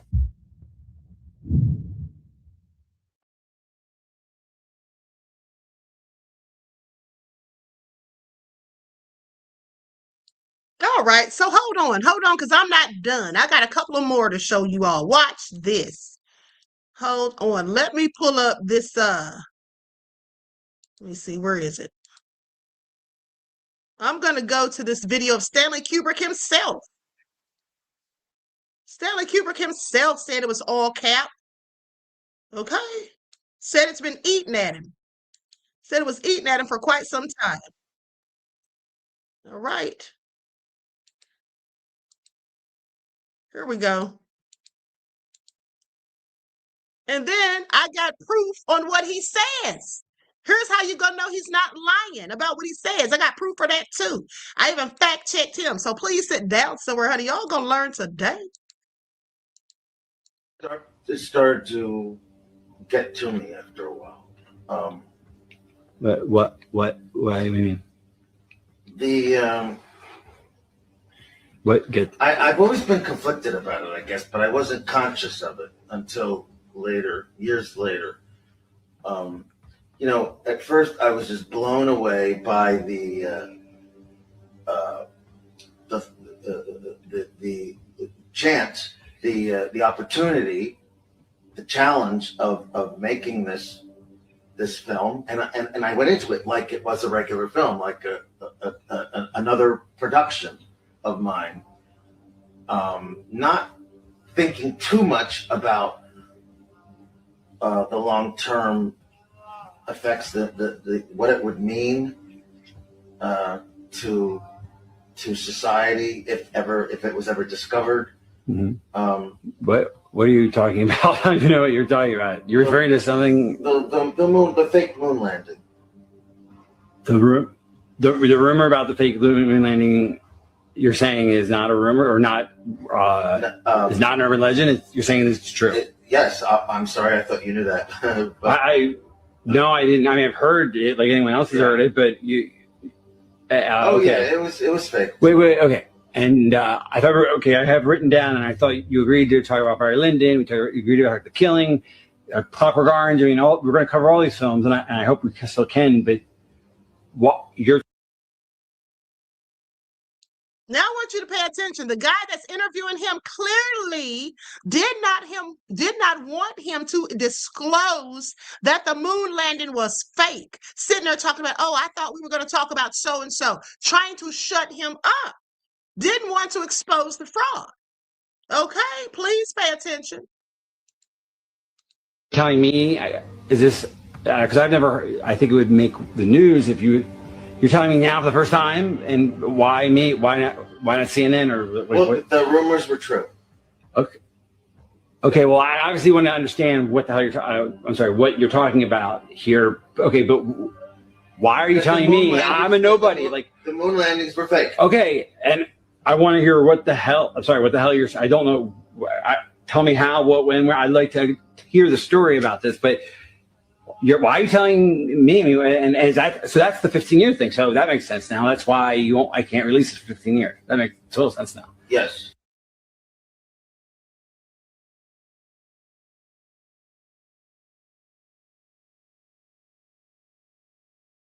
Okay, now let's go to this clip.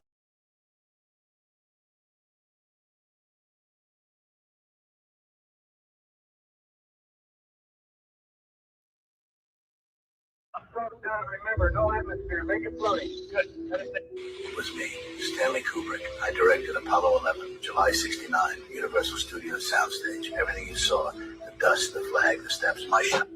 No atmosphere. Make every move float. Hold the pose longer. And step. Got it. Hold it. Reset the wire. Okay,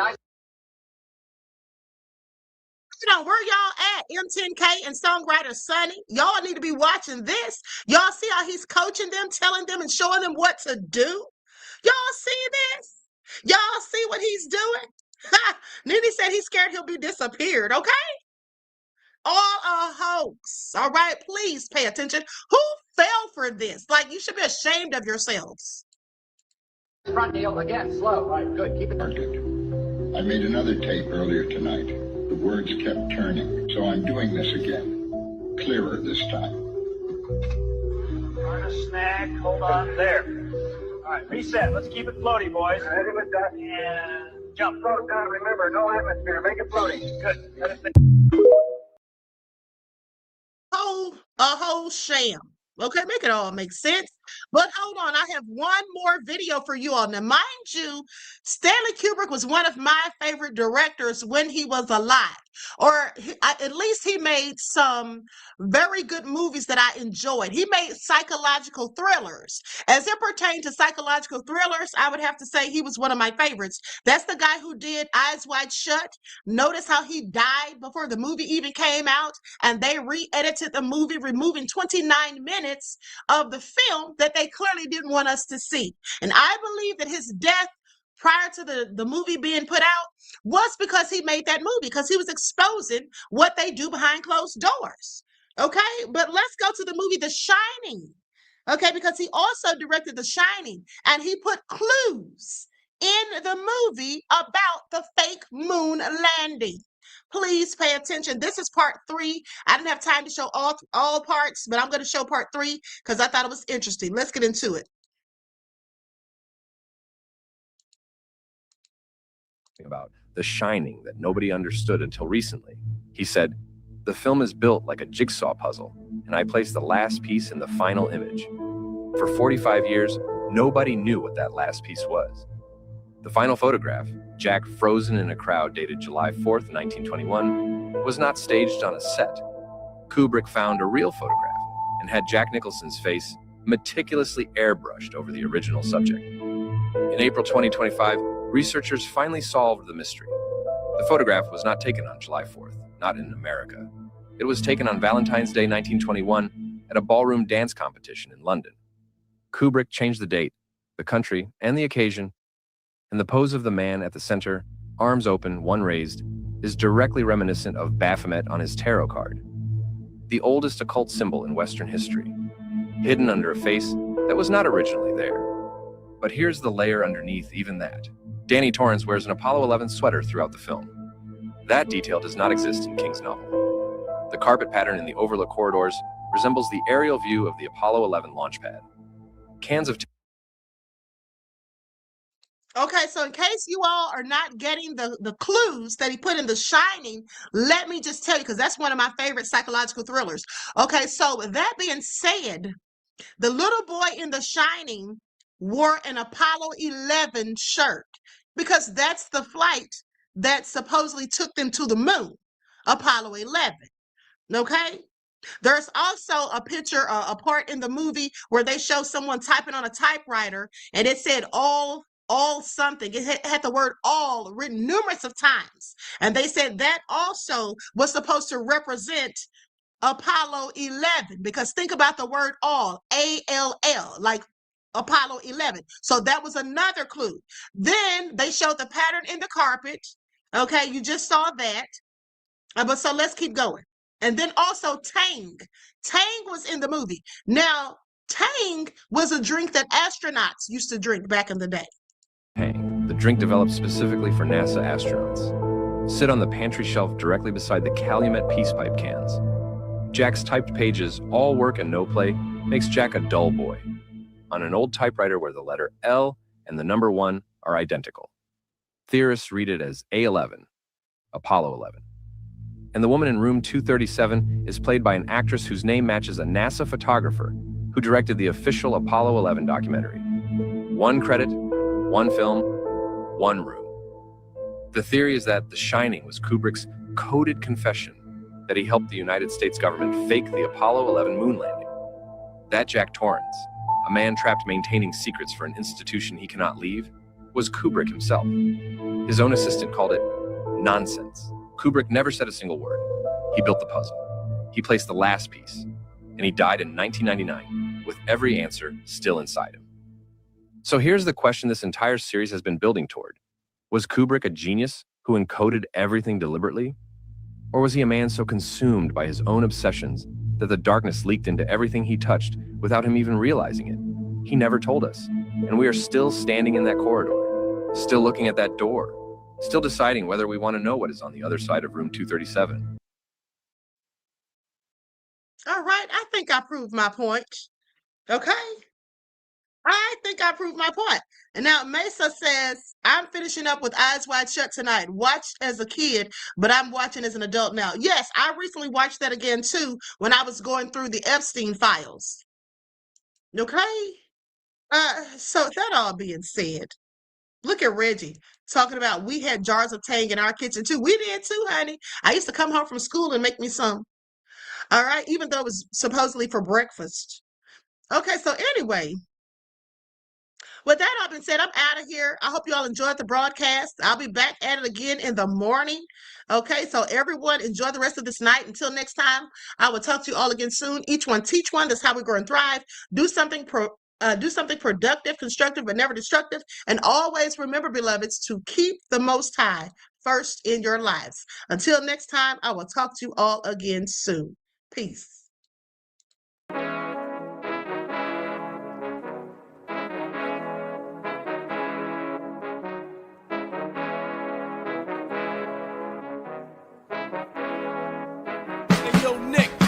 Sold all in my skin, God all in my blood. Kings all in my circle, you touch one of mine and you're done. They show no love for the queen, why you hating on me? Is it cause I'm free and I got Malcolm X in my jeans? I got dreams like King Luther, shed blood like Kunsa. You ain't helping my people, I ain't got nothing to say to ya. I want all the smoke like hookah. Talking reparations, America won't be great until they give us compensation. I'm like, I'm the hottest right now. That's See right. A bunch of lames out here trying to jock on my style. They be doing too much. I'm the queen, it's too easy. It's like they all at Popeyes, how they be talking so greasy. I just sit back and laugh while these haters get madder. So nefarious how they don't want my pockets with cheddar. I tell them they can do better. These snakes in the grass can leave a bite on your ass, cause y'all be trusting too fast. I got my foot on the gas, other one on they necks. Dropping receipts on haters, you better show some respect. I'm never facing regrets, we only facing the threats. Running through every challenge like a relay, break no sweat. It's a cold game, so I got that blanket with me. Now that my people awaken, ain't no going to sleep. I do not play by my piece, this time I'm playing for keeps. You talking slick, but when I see you like them ends, we gon' meet. And I got gold all in my skin, God all in my blood. Kings all in my circle, you touch one of mine and you done. They show no love for the queen, why they hating on me? Is it cause I'm free and I got Malcolm X in my jeans and I got gold all in my skin, God all in my blood. Kings all in my circle, you touch one of mine and you done. They show no love for the queen, why they hating on me? Is it cause I'm free and I got Malcolm X in my jeans and I got